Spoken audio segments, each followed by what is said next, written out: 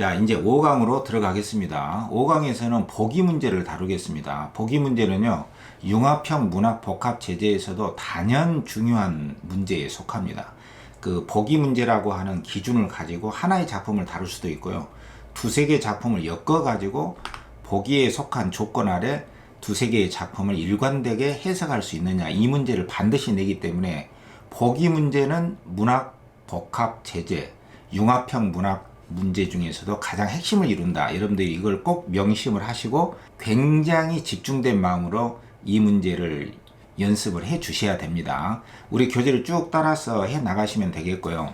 일단은 5강은 5-1강하고 5-2강을 나눠서 하겠습니다. 이게 굉장히 중요하기 때문에 뭐 빨리 후딱 해치우는 것보다는 여러분들이 꼼꼼하게 정확하게 익히는 게 무엇보다도 중요하다. 이 말씀을 먼저 드릴게요.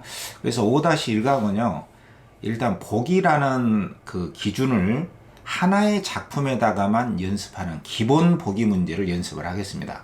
이 보기 문제는 대부분 빗대어 우의적으로, 그 다음에 상징적으로, 또 알레고리 이런 관점에서 출제를 하고 있는 것이 대부분이에요. 물론 이제 작품을 역사 현실적인 관점에서 그 작품이 생산된 역사 현실적인 조건 또는 작가의 어떤 일대기적인 특정 시기의 어떤 그 심경이나 어떤 그 주변 관계 속에서 보기에 나타난 내용을 기준으로 작품을 해석하고 적용해라, 이런 문제가 나올 수도 있지만 대부분은 아까 말씀드렸듯이 상징, 우의적, 알레고리, 뭐 비유, 빗대어 이런 관점에서 출제를 한다는 사실을 꼭 기억을 해 주셔야 됩니다. 왜냐면은 문학이라는 것은 직설적으로 드러내는 게 아니잖아요. A를 통해서, 그러니까 뭐 동물이나 자연, 인간과 관련 없는 듯이 보이는 이런 것들을 통해 가지고 결국에는 인간 또는 화자, 어떤 인물에 대해서 인간이라고 하는 어떤 심리나 인간의 인간사, 문제에다가 이러한 자연이나 동물 같은 것을 끌어들여 가지고 인간에다가 적용하고자 하는 게 문학이거든요. 그러니까 문학은 직설적이 아니라 뭐다, 간접적으로 빗대어 돌려서 그 속에다 뜻을 담아 가지고 우의적으로, 비유적으로, 알레고리, 상징 이런 관점에서 쓴 게 문학이기 때문에 문학에서의 보기 문제는 반드시 이러한 우의, 비유, 빗대어, 상징, 알레고리 이런 관점을 그냥 아주 뼛속 깊게 이해하는 게 가장 중요하다, 이런 말씀을 드리겠습니다. 그래서 우리 교재로는 일단은 가장 기본적인 보기 하나에 작품 하나 이 대입하고 적용하는 문제로 연습을 해 보겠습니다.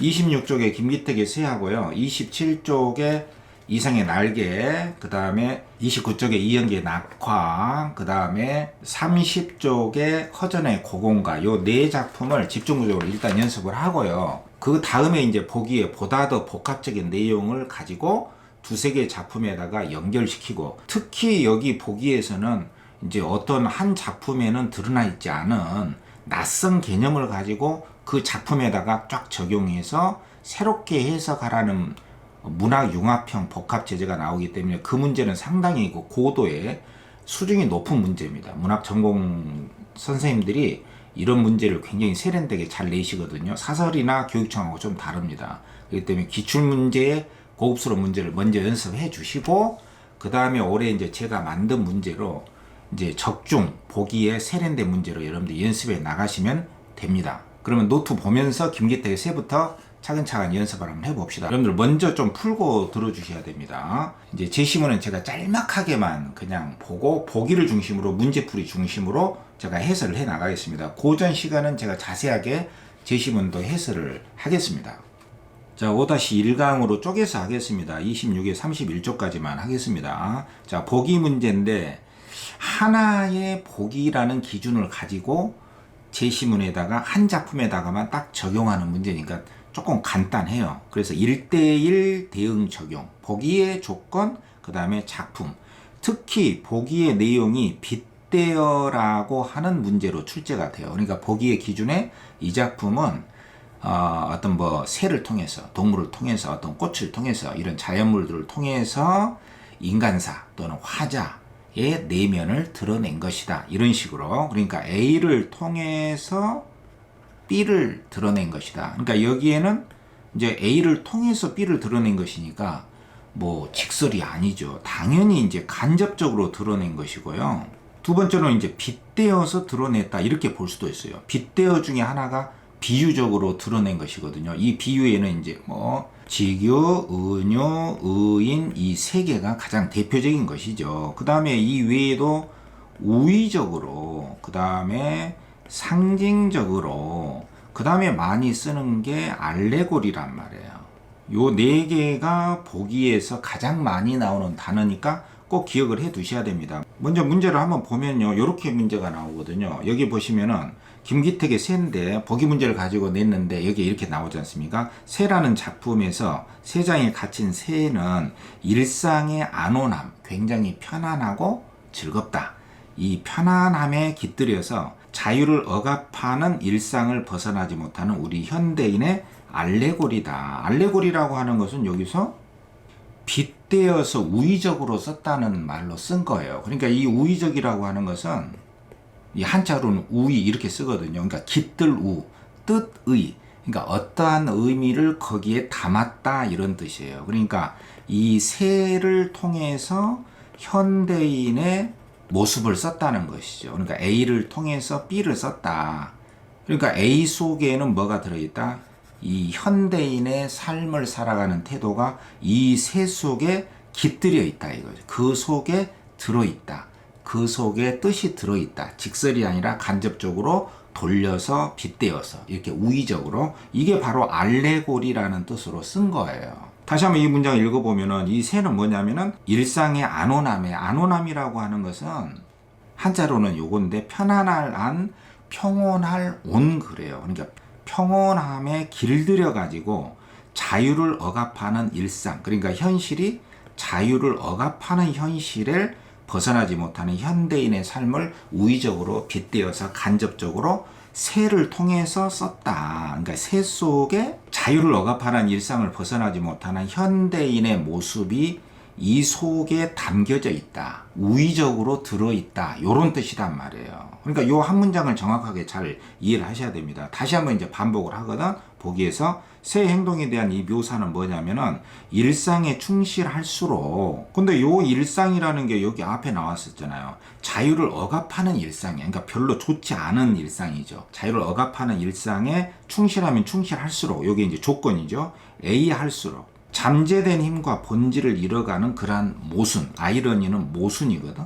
요걸 잃어간다는 거예요. 근데 잠재된 힘과 본질이 뭐냐면은 여기 앞에 내용으로 보자면은 자유에 해당이 돼요. 자유. 왜냐하면 현대인들은 자유를 억압하는 일상에서 벗어나지 못하잖아요. 그것을 잃어버렸단 말이에요. 요 앞에 문장을 더 자세히 설명해 주는 거예요. 새에 대한 묘사를 통해서 일상에 충실할수록 자유를 억압하는 일상에 충실할수록 그 원래 새가 가지고 있는 잠재된 힘과 본질을 잃어간다. 그럼 잠재된 힘과 본질이라는 것은 새 속에 들어가 있는 그 본질적인 들어있는 어떤 그 잠재된 힘과 본질이 있는데 이것을 상실해 간다. 그러면 상실해 가는 것 중에 하나가 앞에 문장으로 보면은 자유에 해당이 돼요. 그러니까 문장은 문장을 통해서 언어는 언어를 통해서 설명을 합니다. 이 보기 내용을 잘 독해를 할 수 있어야 되거든. 잠재된 힘과 본질을 잃어가 버린다. 일상에 충실할수록 이런 모순이 있고 또 일상의 자유를 억압하는 일상에 만족하면서 자유로운 삶의 가능성을 외면하는 현대인의 모습을 보여주고 있다. 이러한 새를 통해서 자신의 힘과 본질을 잃어가고 있다. 자유도 잃어가고 본질도 잃어간다. 거기에 만족할수록 자유로운 삶의 가능성을 외면하고 마는 현대인의 모습이 새 묘사를 통해서 드러나고 있다. 그러니까 A를 통해서 B를 드러낸다. 이런 뜻이란 말이에요. 그러니까 사실은 이 보기의 두 개 문장만 잘 독해를 해도 문제를 풀 수가 있게끔 문제를 낸 거예요. 그러니까 보기를 가지고 굉장히 시간을 오래 들여서 풀어라 이렇게 낸 문제가 아닙니다. 본질적으로 독해예요. 문학을 독해의 수단으로 낸 겁니다. 사실은 단 문학이라고 하는 것은 뭐냐? 그것을 직설적으로 바로 곧바로 드러낸 게 아니라 동물이나 자연 A를 통해서 인간과 관련 없어 보이는 듯한 A를 통해서 그 인간들의 삶, 화자나 인물의 삶을 간접적으로 빗대어서 우의적으로 알레고리로 상징적으로 보여준다. 이렇게 간접적으로 보여준다. 그러한 관점을 확실하게 놓치지 않으면 바로 보기는 이해될 수가 있습니다. 그러니까 요것만 가지고 문제도 풀 수가 있어요. 예를 들어서 선지 1번에 몸이 창살에 부딪히고 나서야 창살의 간격이 보이는 새는, 그랬기 때문에 여기에 대한 것은 그냥 틀리지 않습니다. 거의. 왜냐하면 제시문에 있는 내용을 그대로 썼잖아요. 몸이 창살에 부딪히고 나서야 새장 안에 갇힌 새가 막 날지 못하고 창살에 부딪히죠. 이건 이제 구속된 새거든. 그러니까 요건 이제 수식어기 때문에 이 새라고 하는 것은 뭐냐?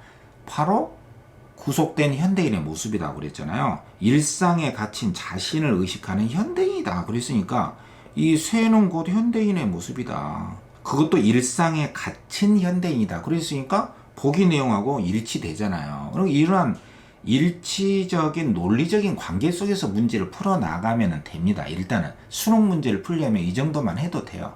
이제 뭐 문학을 통해서 명상을 한다거나 문학을 통해서 보다 그 심화된 내면의식을 탐구한다거나 그것은 이제 또 다른 차원이거든요. 문학을 자유스럽게 감상하는 것은 또 다른 문제입니다. 일단 문제를, 수능 문제를 잘 풀어야 돼요. 그죠? 그 다음에 2번에 바깥 풍경이 보일 정도로 적당한 간격의 창살로 된 새장은, 그러니까 이것도 이제 수식어잖아요. 새가 있는 새장을 수식하고 있기 때문에 요거 자체가 틀리진 않아요. 그리고 이 시 속에 나와 있거든. 바깥 풍경이 보일 정도로 적당한 간격의 창살로 된 새장은 뭐냐? 이걸 통해서 안온함, 여기 안온함이 나와 있잖아요.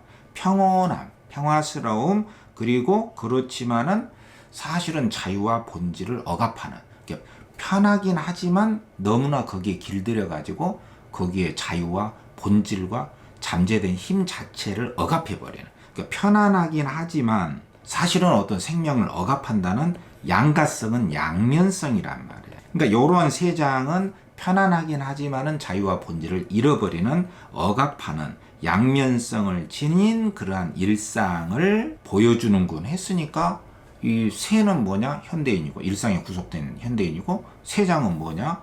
그런 편안하지만 억압하는, 또 상실하게 만드는 바로 그러한 양면성을 지닌 그 일상의 공간이다 했으니까 이것도 맞단 말이에요. 그 다음에 3번에 닭처럼 날개가 달아질 때까지 누가? 새가 부지런히 걷는 새는 그랬단 말이죠. 그러니까 이 새는 뭐냐? 이 새는 바로 일상 속에서 자유와 본질을 잃어버리는 바로 현대인의 모습이다. 이렇게 나왔기 때문에 이런 내용에 위배되지 않으면 됩니다. 그렇기 때문에 성실한 생활이지만 잠재력의 상실로, 힘의 상실로, 또는 자유와 본질적 삶을 잃어버리는 상실로 이어지는 그러한 모순을, 아이러니를 보여주는군 했으니까 맞죠. 그 다음에 4번에 새장문이 열려도 날지 않고 모이를 향해서 달려갈 수 있을 때까지 걷는 새는, 그러니까 여기에 수식어, 이 관형어는 그냥 괄호를 쳐버려도 됩니다.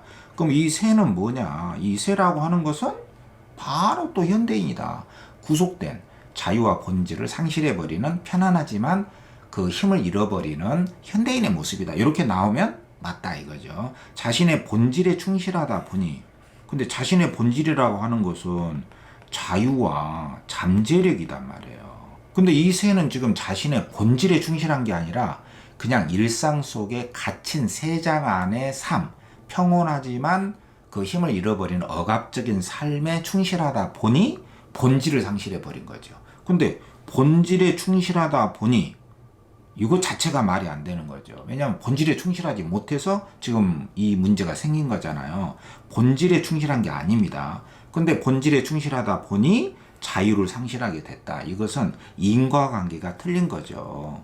A로 인해 B인데 본질에 충실해서 자유를 상실한 게 아니라 이 자유 상실은 억압적인 일상의 삶에 길들여졌기 때문에 자유와 본질적인 삶을 상실하게 된 것이지, 본질에 충실해서 자유를 상실한 게 아니단 말이에요.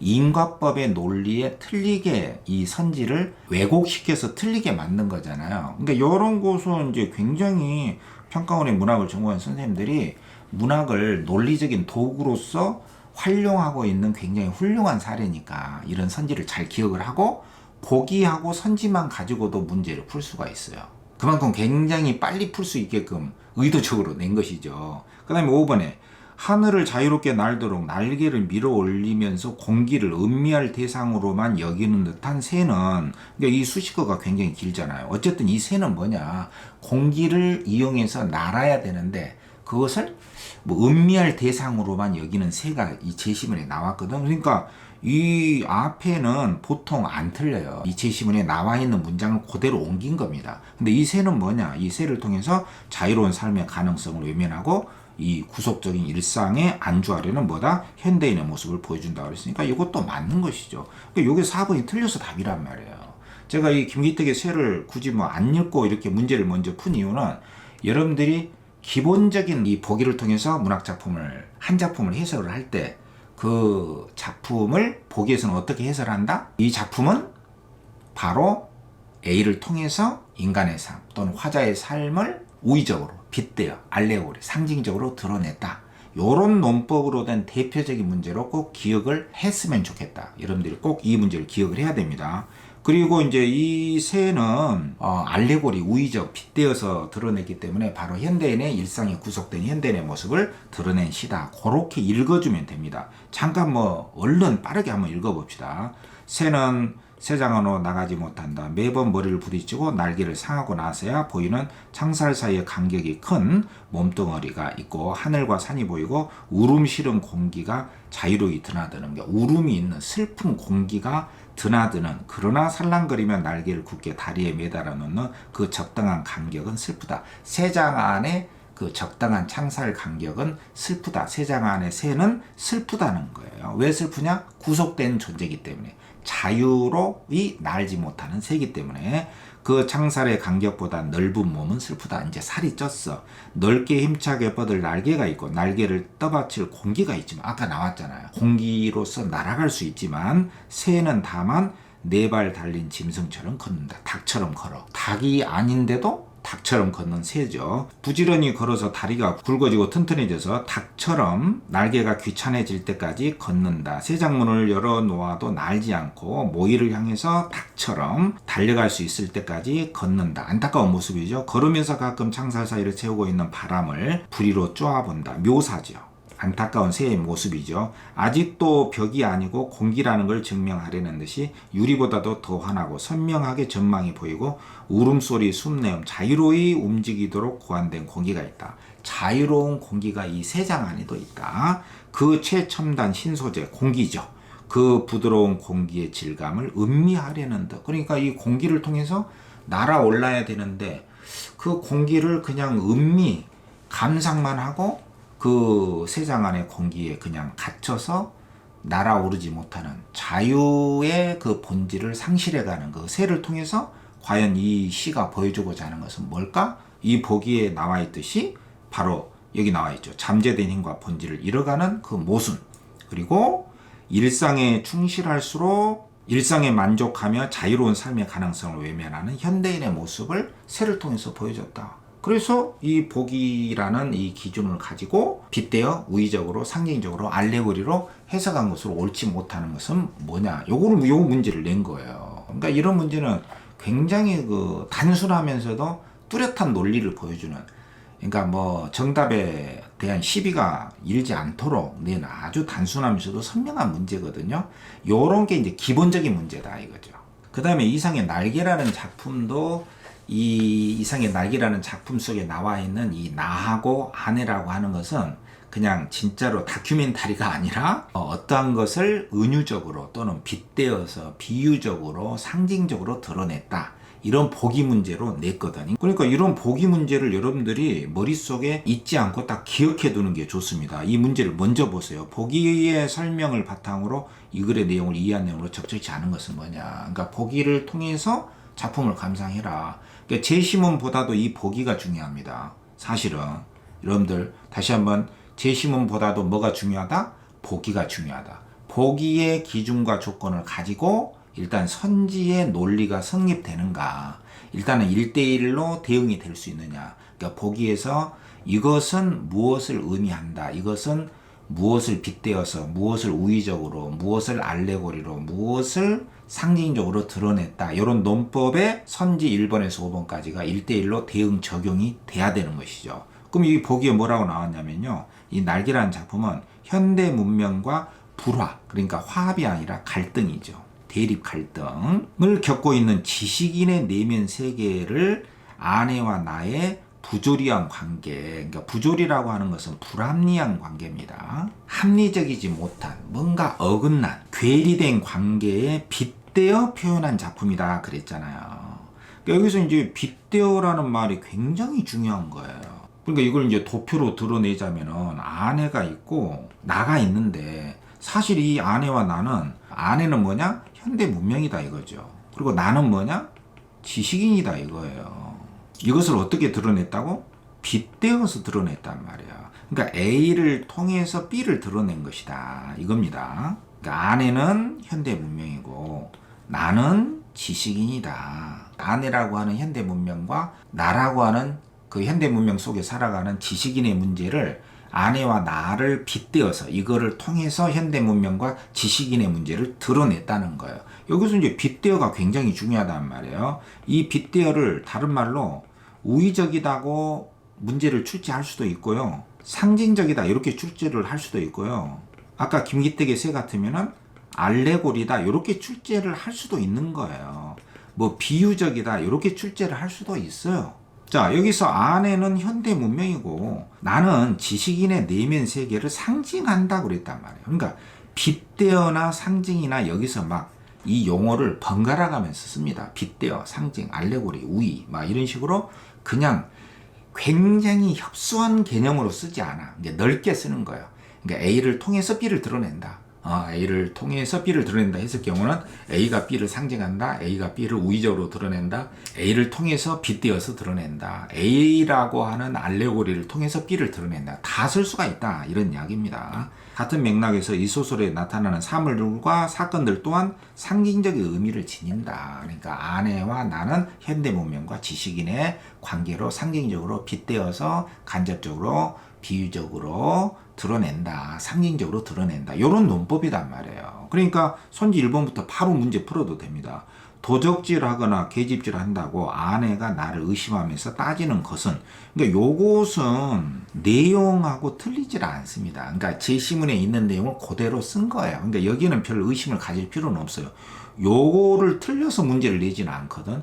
이러한 논법에 1대1로 아내와 나 현대문명 지식인 요 관계가 제대로 논리적으로 적용되느냐 그거를 묻는 것이지, 이거 내용 자체가 틀려서 문제를 오답으로 처리는 하지 않거든. 이 문제의 의도는 그게 아니기 때문에. 그러니까 도적질 한다거나 계집질 한다고 아내가 나를 의심했어. 턱도 아닌 것으로 나를 막 따지고 닥달했잖아요. 이건 뭐냐? 그것은 아내가 이제 현대 문명이기 때문에 이 현대 문명 속에서 현대 문명이 나를 억압하고 막 구박한다. 그리고 나는 지식인이니까, 그러니까 현대 문명이 지식인을 억압한다. 이렇게 볼 수가 있는 것이죠.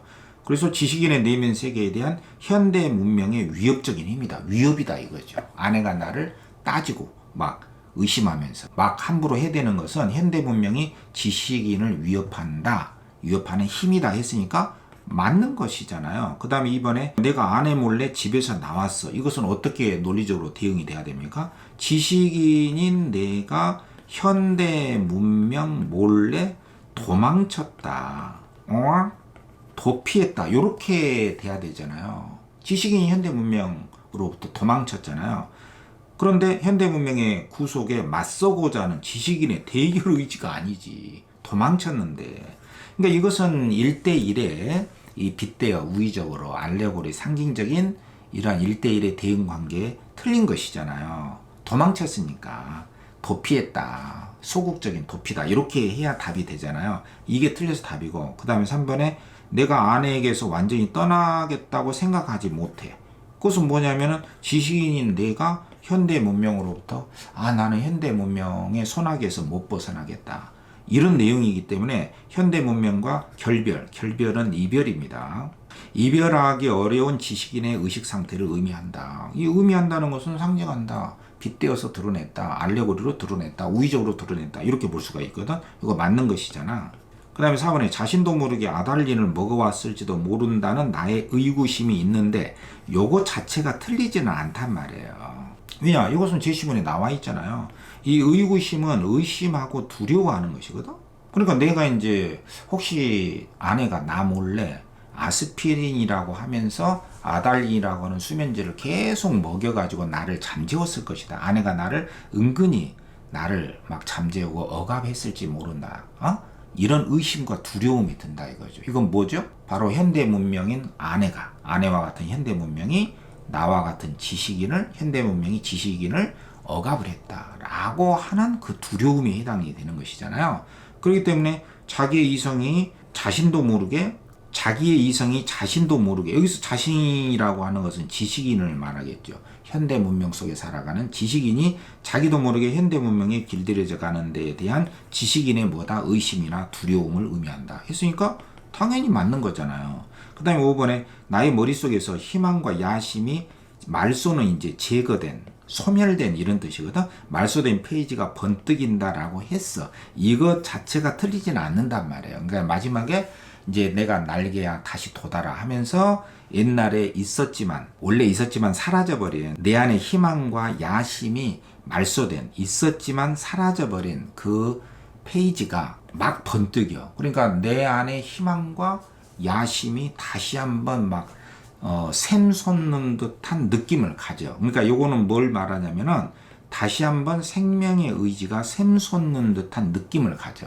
날개야, 원래 있었던 내 날개, 생명이 있고 나에게도 희망이 있고 나에게도 야심이 있었어. 그 날개가 다시 돋는 듯한, 말소돼 버린 그 희망과 야심의 페이지가 막 번뜩여. 그러니까 이건 생명의 의지잖아요. 그러니까 뭔가 이제 나도 이제 아내로부터 떠나서, 현대 문명으로부터 떠나서 극복해서 내 자신의 주체성을 회복하고 살아갈 수 있을지도 모른다라고 하는 내면의 의지가 싹 트는 순간이거든요. 그래서 이렇게 번뜩인다고 한 것은 뭐냐? 그것은 현대 문명에 대해서 맞서서 비판할 수 있으면 비판도 하고 또 극복을 해 나가고자 하는 그러한 정도의 비판의, 날카로운 비판의 정신, 살아있는 정신을 말합니다. 이 비판 정신을 회복하고 싶어하는 지식인의 소망을 의미한다. 이 소망이라고 하는 것은 희망과 야심하고 통하는 것이거든요. 그러니까 요거는 맞는 해석입니다. 그러니까 이 보기에는 이런 구체적인 내용이 안 나와 있어도 내 안에 있는 희망과 야심이 제거돼 버린, 말소된 페이지가 이제 번뜩인다. 그것은 현대 문명 속에서 길들여져 가는 지식인의 내면 의식 속에서 이 현대 문명을 향해서 대들고 싶고 또 거기에 억눌리지 않고 싶다는 내면의 의지가 생겨났다. 야망이 생겨났다. 그런 소망이 생겨났다라고 했으니까 이런 선지는 충분히 허용할 수 있고 문학 특유의 해석이 가능하다라고 보는 거예요. 이게 이제 문학의 이제 특유의 문제입니다. 비문학처럼 뭐 나왔냐 안 나왔냐 막 이런 걸 가지고 따지는 게 아니에요. 문학에서는 이러한 카테고리 속에서 이렇게 해석할 수 있다, 이렇게 허용할 수 있다, 이런 문제가 이제 문학에서 굉장히 중요한 문제거든. 이런 문제 잘 봐야 됩니다. 그러니까 5번은 해석이 허용될 수가 있고 2번 같은 경우는 완전히 내용과 틀려서 2번이 틀려서 답이란 말이에요. 무슨 말인지 아시겠습니까? 이 문제 푸는 논법을 여러분들이 일단은 보기 문제 해법 과정에서 반드시 익혀 놓으셔야 됩니다. 그리고 이제 이 제시문은 자세히는 제가 다 설명하지 않겠습니다. 이 첫 부분하고 마지막 부분만 읽어볼게요. 아내는 너 밤새워 가면서 너가 이제 바로 나를 말합니다. 그러니까 보기에 따르면은 현대 문명 속에 길들여져가는 지식인을 말하죠. 나약한 지식인이죠. 도적질하러 다니느냐, 계집질하러 다니느냐, 이게 발악을 한다 이거죠. 그러니까 나와 아내 사이에 불합리하고 부조리한 갈등 관계를 드러내는 첫 구절로 시작하고 있죠. 이것은 참 너무나 억울하다. 나는 어안이 벙벙 입이 떨어지지 않았다. 그래서 이제 집을 탈출하죠. 그리고 미쓰고시 옥상에 가서 이제 26살을 돌아봅니다. 나의 삶을 돌아보죠. 그리고 또 회탁의 거리를 내려다봐. 이 회탁이라고 하는 것은 굉장히 혼탁해 보이는 저 미쓰고시 옥상 아래에서 보이는 거리를 말합니다. 그 거리를 쫙 내려다봐. 너무나 혼탁해 보이지만 그 혼탁한 거리 속으로 섞여 들어가지 않을 수도 없다. 왜냐하면 혼탁해 보이지만 내가 그 거리가 아니면 갈 데가 없으니까 안 들어갈 수도 없다. 이렇게 그 체념 상태에 놓이기도 합니다. 이런 내면의 혼란과 성찰의 시간을 거듭하다가 그러다가 이제 이때 뚜 하고 정오 사이렌 12시에 사이렌이 쫙 울려서 삥 하는 이 사이렌이 울리는 이 소리를 들으면서 현란을 극한 이 정오에 나는 불현듯이 겨드랑이가 가렵죠. 아하, 그것은 내 인공의 날개가 돋았던 자국. 내 날개가 원래 있었다는 것을 알게 돼요. 오늘은 없는 이 날개. 머릿속에는 희망과 야심이 제거된 페이지가 딕셔너리 사전 넘어가듯 번뜩였다 얘기 나오죠. 나는 걷던 걸음을 멈추고 이렇게 외치고 싶었다. 날개야 돋아라 날자 날자 한 번만 더 날자꾸나 한 번만 더 날아보자꾸나 하면서 내면의 극복 의지, 내 안에 생명의 의지를 여기서 느끼면서 새로운 삶의 의지를 갖게 되는 대목으로 날개가 끝납니다. 그러니까 날개는 바로 이 보기의 내용에 따르면은 현대 문명 속에 길들여가는 30년대의 나약한 지식인의 내면 세계를 보여주고 있다. 이런 논법을 가지고 이 제10원에 나타난 내용을 통해서 이 논법에 맞냐 틀리냐 그거를 묻는 문제였어요. 그리고 이 보기 내용의 출제의 대원칙은 뭐다? A를 통해서 A에 빗대어서 A를 알레고리의 수법을 통해서 B를 드러낸 것이다. 이러한 문학의 기본적인 비유, 빗대어, 간접적, 상징적인 이러한 기법으로 문제를 출제를 하고 있다. 이런 문제를 꼭 기억을 하면서 문제풀이에 역점을 두면 굉장히 빠르고 정확하게 그 문제의 출제의 그 논리에 정확하게 접근해 들어가는 길입니다. 자, 그 다음에 이은기의 낙화도 마찬가지예요. 떨어지는 저 꽃잎을 보고서 화자는 무엇을 느꼈는가? 그것을 보기를 통해서 감상한 내용으로 적절치 않은 거 이렇게 문제를 냈단 말이에요. 그러니까 보기를 또 그대로 한번 읽어보겠습니다. 자, 낙화는 뭐냐? 이 낙화는 인간사의 이별을 꽃의 떨어짐에 뭐했다? 비유했다. 그러니까 A를 통해서 B를 드러냈다는 것이죠. 그래서 청춘기 자아의 성장 과정을 상징적으로 보여준다. 이렇게 했잖아요. 비유. 비유는 빗대어 중에 하나거든요. 그리고 상징적으로 드러냈다. 이건 전부 다 뭐냐? 간접적으로 드러냈다는 뜻입니다. 자아는 세계와의 관계 속에서 성장의 가능성을 발견한다. 이 과정에서 자아는 시련에 부딪혀 자신이 갖고 있던 정체성의 변화를 겪게 되고 꽃이 떨어지면서 이런 변화를 뭐냐? 체념하고 절망하는 게 아니라 인정, 수용, 새로운 자아상을 확립해 나가게 된다. 그러니까 이 꽃의 떨어짐을 통해서 변화를 수용하고 인정하면서 자아의 정체성의 변화를 겪으면서 뭐한다? 새로운 자아상을 확립해 나간다. 이런 관점에서 이연기의 낙화를 감상해라. 이런 것입니다. 이런 관점에서 이연기의 낙화를 한번 보면은요, 이렇게 나옵니다. 그 짧으니까 이제 읽으면서 한번 해보겠습니다. 가야 할 때가 언제인가를 분명히 알고 가는 이의 뒷모습은 얼마나 아름다운가. 그러니까 이제 꽃이 진다 이거죠. 낙화의 아름다움을 강조를 한 겁니다. 1년에서. 봄한철 격정을 인내한 나의 사랑은 지고 있다. 그러니까 이것은 뭐냐면은 봄에 꽃이 피었는데 이것은 뭐냐면은 굉장히 격렬한 인간사로 치자면은 사랑을 의미한다 이거죠. 자연 현상을 통해서 인간사를 드러냈기 때문에 분분하게 떨어지는 낙화. 이 낙화는 결별이 이룩하는 축복의 쌓여서 지금은 가야 할 때 이렇게 썼기 때문에 봄의 꽃이 격정의 사랑이라고 한다면은 이 봄의 꽃 다음에는 낙화가 있잖아요. 이 낙화는 뭐냐면은 결별에 해당이 된다. 사랑 다음에는 이별이 오겠죠. 이렇게 A를 통해서 B를 드러낸다는 것이잖아요. 그 다음에 무성한 녹음과 열매를 맺는 가을을 향하여 머지않아 열매를 맺는 가을을 향해서 간다. 그러니까 낙화는 져서 그냥 뭐 금방 썩어버리는 것이 아니라 지고 나서 녹음을 향해서 또 열매를 맺는 가을을 향해서 간다. 그럼 요거는 인간사로 치자면 무슨 의미가 있냐면은 나의 청춘은 꽃답게 죽는다.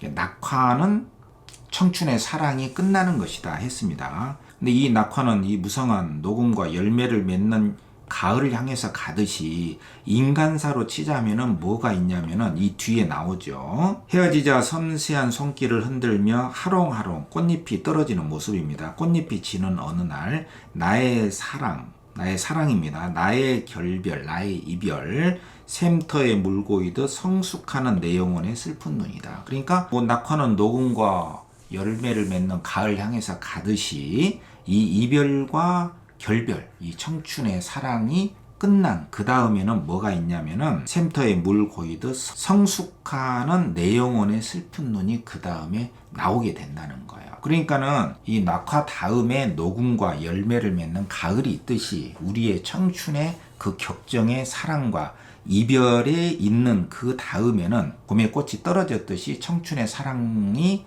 지고 난 다음에 그 이별 뒤에는, 결별 뒤에는 뭐가 있냐면은 내 영혼의 성숙이 있다는 거예요. 샘터에 물 고이듯 하는 성숙하는 내 영혼의 슬픈 눈이 마련이 된다. 그러니까 사람이 익어간다는 뜻이에요. 이별을 통한 영혼의 성숙이라고 하는 주제를 봄의 꽃, 그 다음에 봄의 낙화, 그 다음에 녹음과 열매, 이러한 자연사를 빗대어서 인간사의 사랑과 이별, 성숙, 요 과정을 빗대어서 드러냈다라고 보기에서 설명을 하고 있는 것입니다. 이런 도표를 우리가 이해의 틀로서 딱 머리에 새기고 선지를 딱 보면은 여기에 어긋나는 선지가 있겠죠. 논리적 관계로 1대1의 대응과 적용 관계에서 벗어나는 것이 있습니다. 그러니까 여기에서 이제 제일 중요한 것은 이러한 변화 자체를 인정하고 수용하면서 새로운 자아상을 확립해 나간다.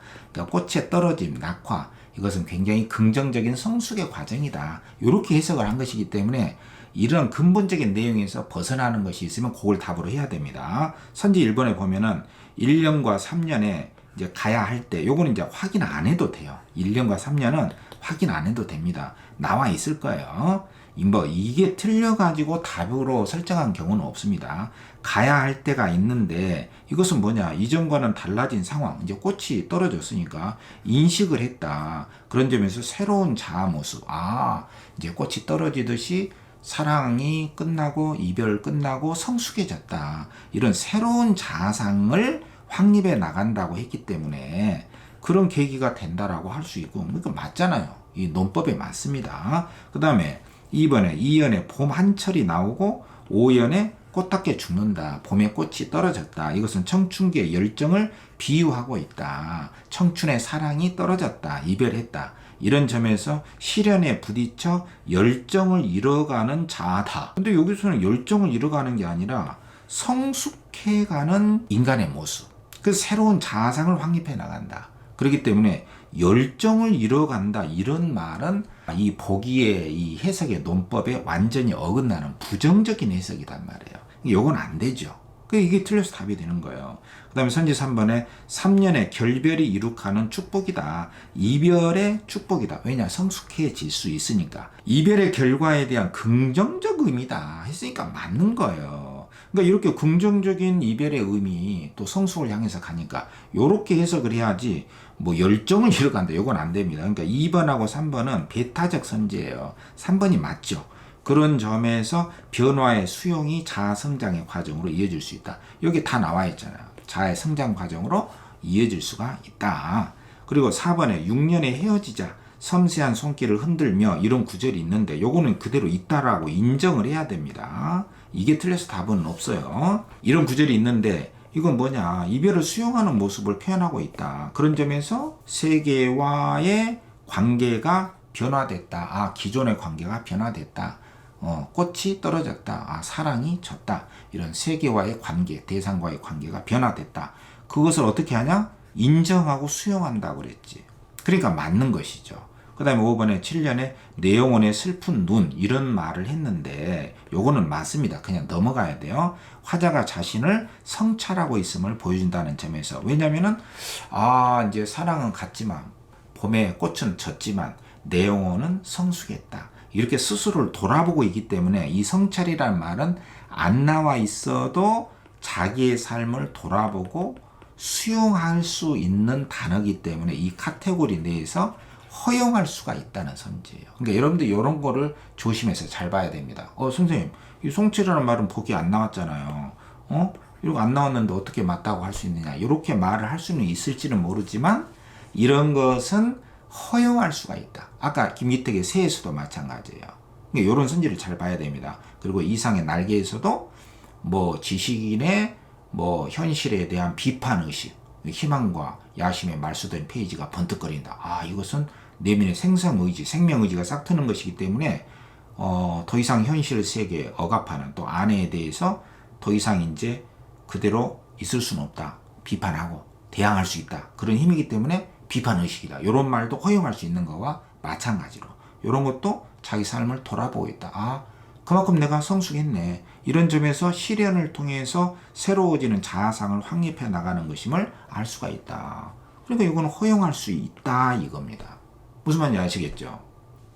그 다음에 이제 30쪽에 나와 있는 고전시가 고공가라고 하는 허전의 그 가사인데요. 여기서 말하는 이제 고공이라고 하는 것은 고용살이하는 집에서 일하는 머슴 하인들 있잖아요. 품삯을 받거나 또는 뭐 계층적으로 하인에 해당하는 그 사람들, 머슴살이하는 고용살이하는 그 사람들에 대한 그 가사거든. 요것도 이제 보기를 가지고 낸 거예요. 그러니까 뭐 고공에 대한 어떤 직설적인 역사적 사실을 드러내기 위해서 이 작품을 쓴 게 아니라 이 고공이라고 하는 이 사람들을 통해서 뭔가를 이제 썼겠죠. 그거를 보기에서 제시를 해준 거예요. 요것도 역시 뭐냐면은 비유, 빗대어, A를 통해서 빗대어 간접적으로, 우의적으로, 상징적으로, 알레고리로 문제를 낸 것이죠. 그러니까 1번에 보기를 참고하여 윗글을 감상한 내용으로 적절치 않은 것은 뭐 문제의 논리는 똑같습니다. 이 고공가는 전란으로 인해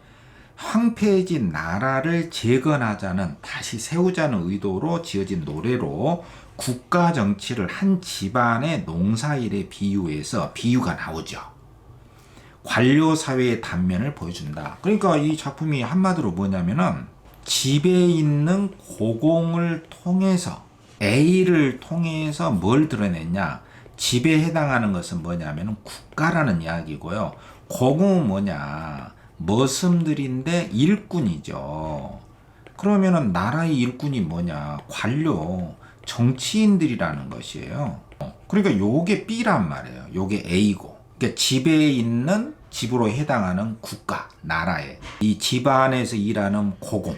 이것은 뭐냐? 나라에서 일하는 공무원들, 관료, 정치인들. 그러니까 A를 통해서 A에 빗대어서 이 전란 후에 국가를 다시 세우고자 하는, 이 집을 다시 세우고자 하는 나태한, 게으른, 또 능력을 있는데 할 일을 안 하는 이 머슴들을 비판하면서 국가에서 자기 이익만 챙기는 공무원들에 대한 날카로운 어떤 비판의식을 적은 작품이 고공가다.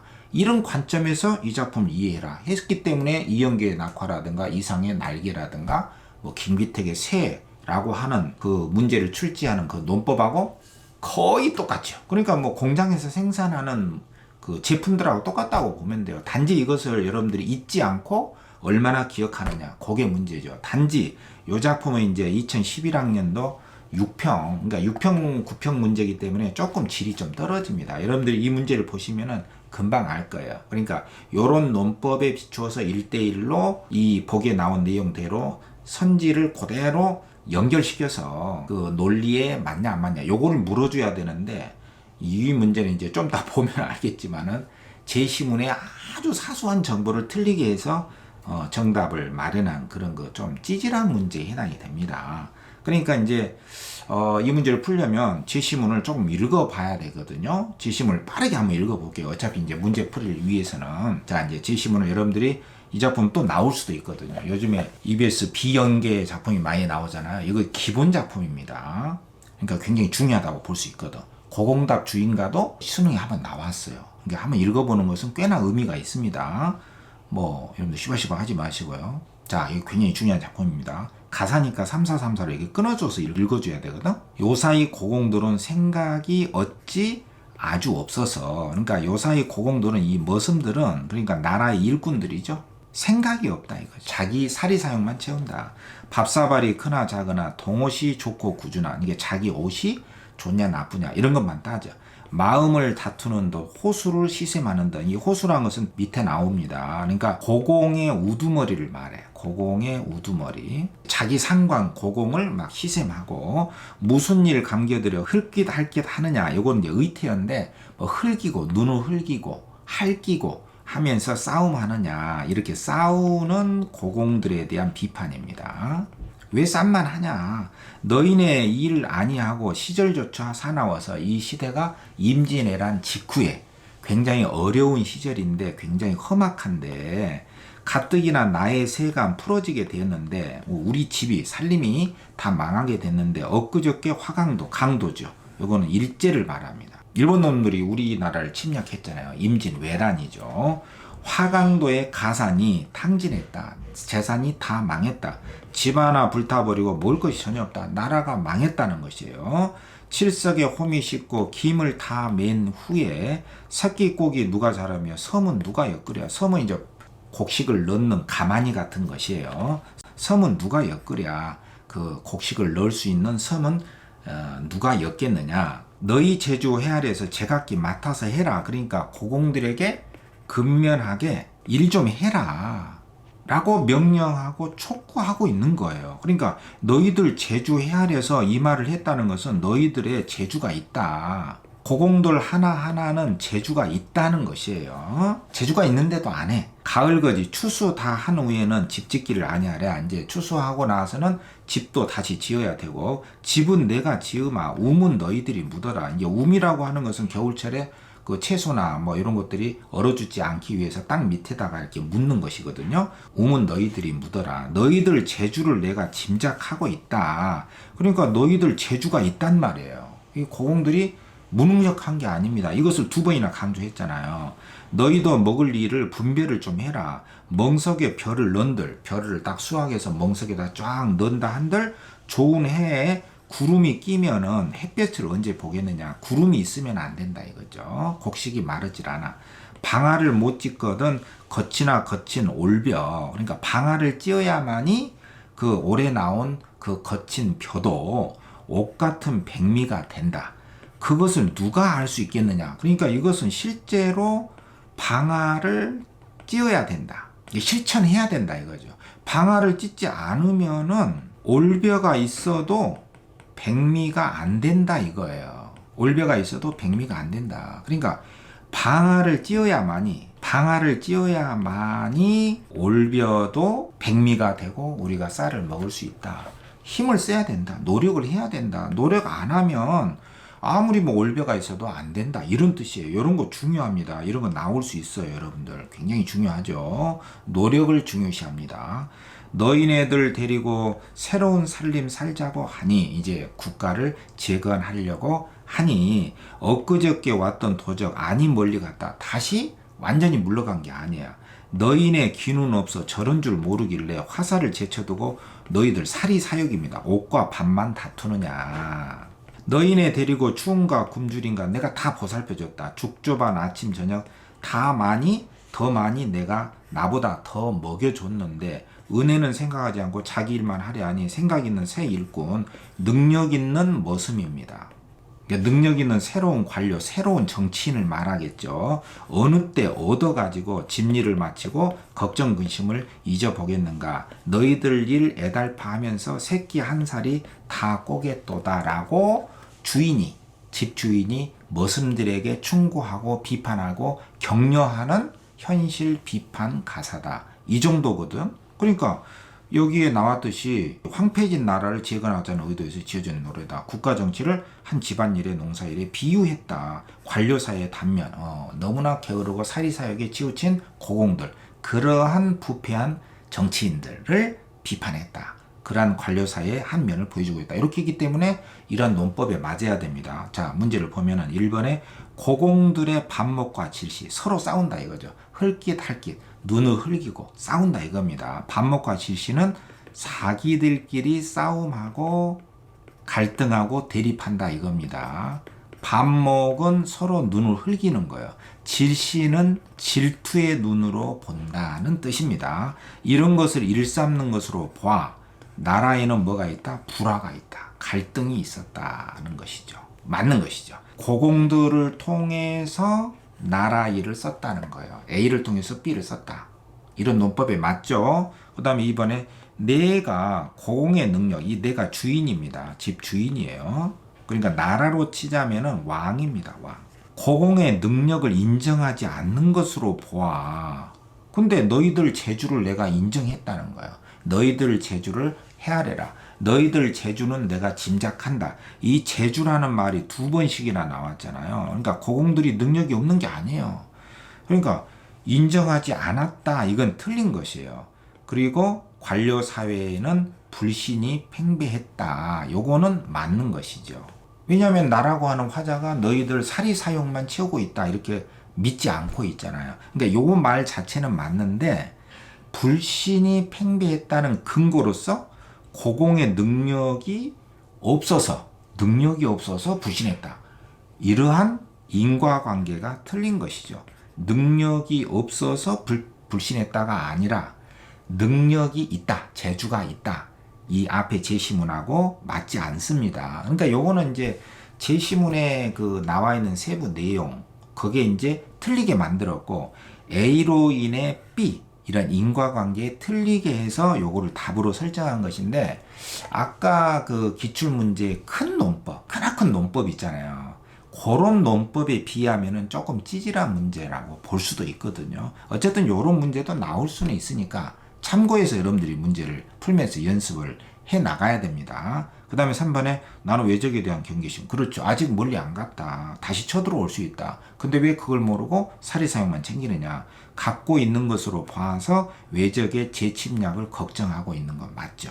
그 다음에 4번에 내가 집 주인이죠. 나라의 왕이죠. 집안의 일을 걱정하고 있는 것으로 봐서 나는 성공적인 국가 재건을 바라고 있죠. 그러니까 걱정한다는 것은 다시 뭔가를 바라고 있는 것으로 볼 수가 있어요. 걱정하고 있다는 것은 그렇게 되지 않기를 바라는 마음이잖아요.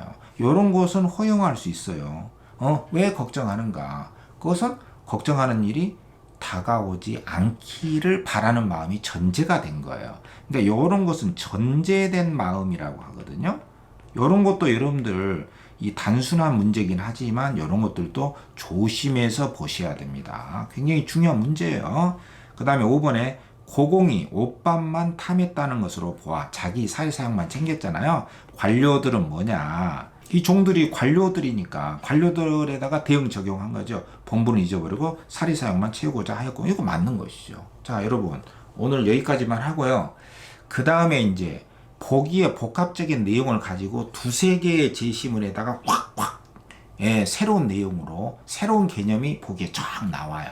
그거를 2개, 3개의 제시문에다가 새롭게 적용하는 최근에 출제된 고난도의 문제를 연습을 한번 해보겠습니다. 3페이지에서 4페이지 정도를 꼭 풀고 강의를 듣기 바랍니다. 여러분들 화이팅입니다. 자, 이제 5-2강 보기 문제 융합형 문학 독해 이어서 하겠습니다. 지난번 5-1강에서는 보기 문제 하나를 가지고 작품에다가 1대1로 연결시키는 연습 우리가 공부를 했잖아요. 거기에서는 보기의 기준이 하나의 작품에다가 연결시키는 문제였고요. 이번에 우리가 이제 보게 될 문제는 보기에 이제 낯선 개념어가 나와요. 그 낯선 개념어를 그 문학 작품에는 그 낯선 개념어가 안 나오는데 그 고전 산문에 낯선 개념어가 딱 나오는데 그 고전 산문에 나오는 낯선 개념어를 전혀 관계없는 듯이 보이는 다른 문학 작품에다가 그 낯선 개념어를 딱 적용을 시켜서 문제를 풀어라. 융합형 문학 독해의 굉장히 수준 높은 문제를 우리가 이제 공부를 해야 되거든요. 딱 3문제만 풀겠습니다. 이걸로써 이제 5-2강으로서 보기 문제 융합형 문학 독해를 우리가 완결을 짓고요. 6강으로 이제 넘어가겠습니다. 여러분들 지금 우리가 공부하고 있는 요게 뭐 EBS 연계냐 아니냐 이걸 떠나서 굉장히 중요한 올해 문학 출제에 있어서도 핵심적인 영역에 속한다.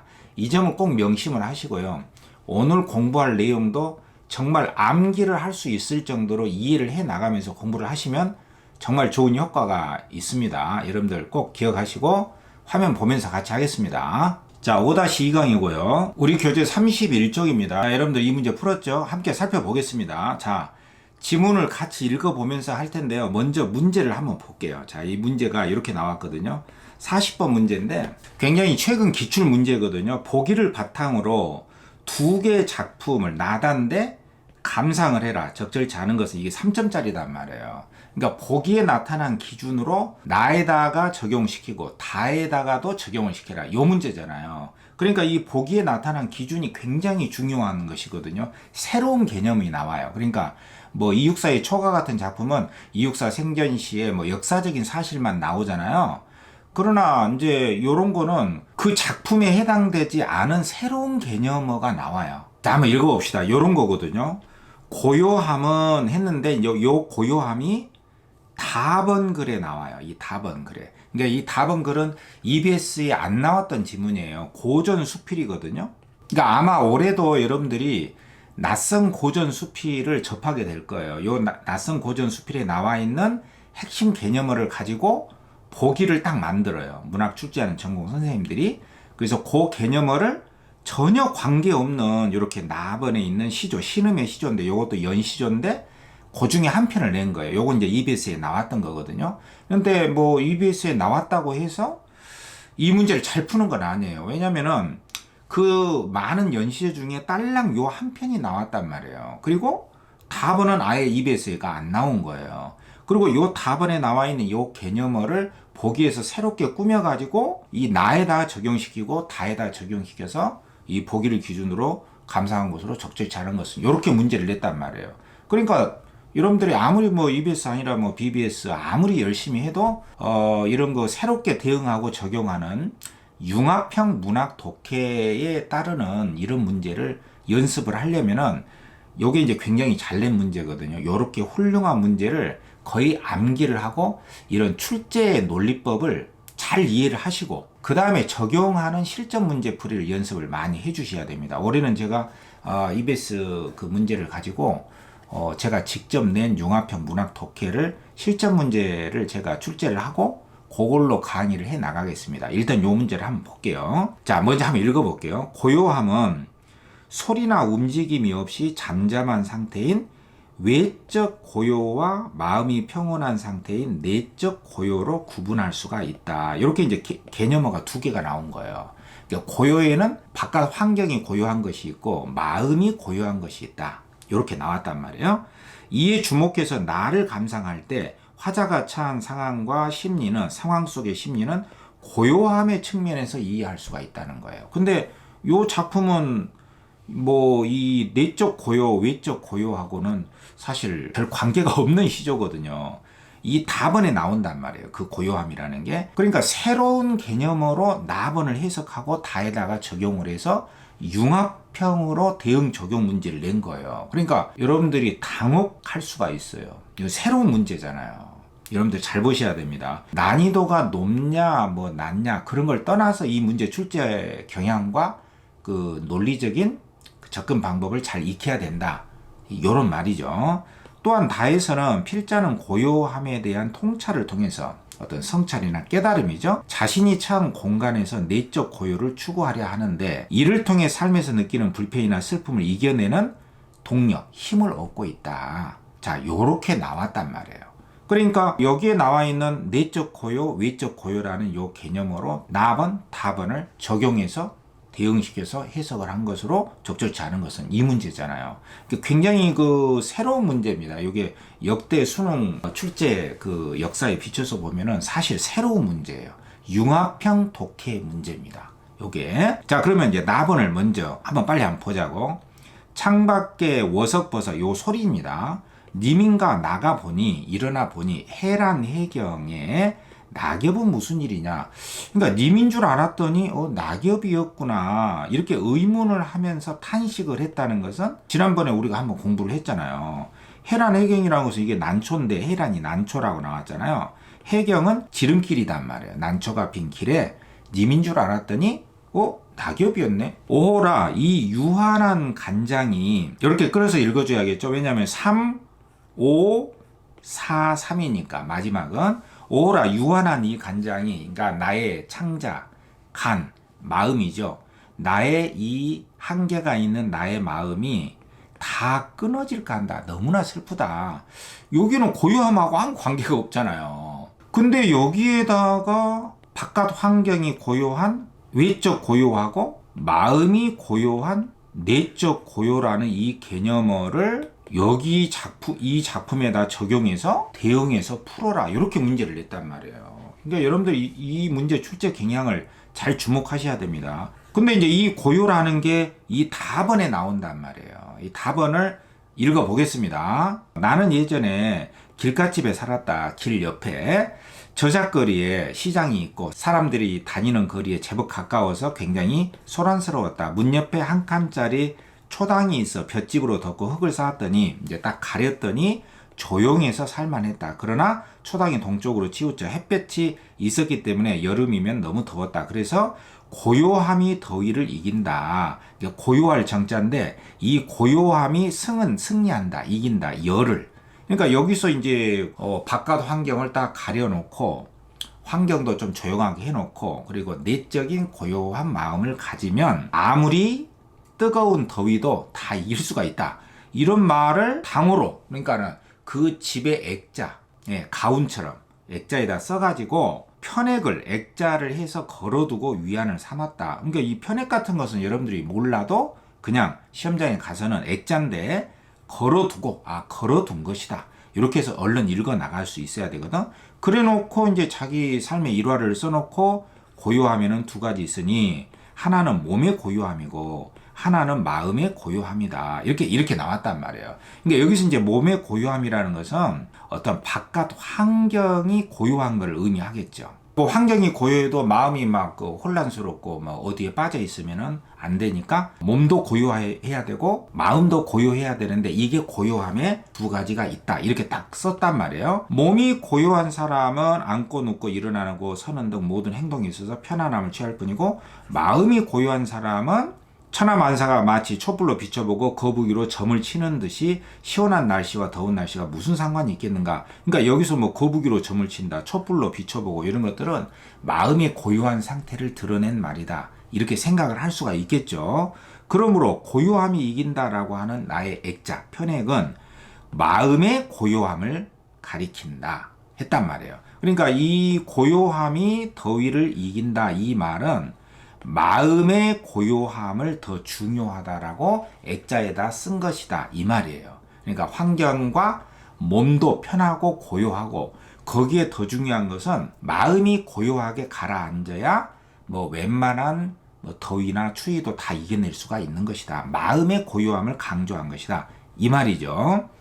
그 집에서 20년을 살고 이사했고 3년이 흐른 뒤 시간이 흘렀죠. 찾아가 봤다. 그 옛집에 그새 주인이 바뀐 지 여러 번이지만 이게 이제 무상입니다. 무상. 항상 그대로 있는 것은 없다. 그러니까 모든 것은 변화한다. 모든 것은 변화한다는 것만이 진리다. 변화하지 않는 게 진리가 아니라 이 말이죠. 집은 옛 모습 그대로였다. 은은하게 처마에 들어오는 산빛, 콸콸콸 담을 따라 도는 골짜기물, 밀랍으로 발라 번들번들한 살창, 쪽빛으로 늘어진 천막들이 있는 옛날 집을 내가 가서 본 거죠. 중략.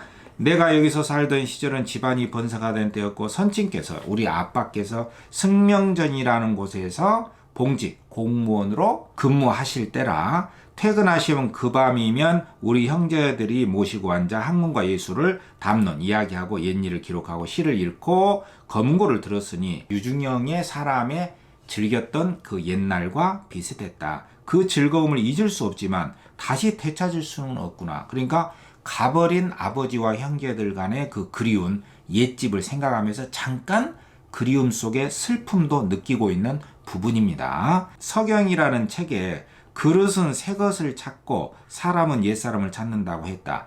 집 역시 그릇과 같이 무엇인가를 담는 그런 부류이긴 하나 사람은 집이 아니면 몸을 붙여 머물 데가 없고 집보다 더 거처를 많이 하는 것은 없기 때문에 집 속에서 늘 살기 때문에 집은 그릇이라는 사물이라기보다는 사람에 가깝다 하겠다. 그러니까 집은 뭐 사물이긴 하지만 그릇처럼 거의 사람과 거의 비슷한 동격으로 친근미 있는 사물이다. 이런 뜻입니다. 그러니 어찌 옛집을 그리워하지 않을 수 있겠는가? 옛집이 너무 그립다.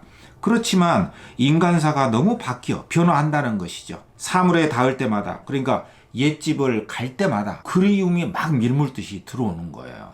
그래서 슬픔만 더하기 때문에 이 집에 다시 살고 싶지는 않다. 그러니까 옛집이 너무 그리움의 대상이고 좋긴 한데 이 집에 있으면 너무 옛날 일이 막 생각이 나는 거예요. 그러니까 뭐 우리도 사람이 그렇잖아요. 그 집에서 누군가가 돌아가시거나 뭐 소중한 사람을 그 집에서 잃게 되면 이사를 하는 게 좋죠. 왜냐하면 그 집에 있으면 계속 그 생각이 나니까 공간을 옮기면은 조금 마음이 위로가 되고, 또 뭐 공간을 이동을 시키고 나면은 마음이 아무래도 이제 다른 데 눈길이 가다 보면 마음의 중심이 조금 이동이 돼요. 그래서 슬픔을 잊는 방법이 좀 있습니다. 이 사람도 그렇게 했거든요.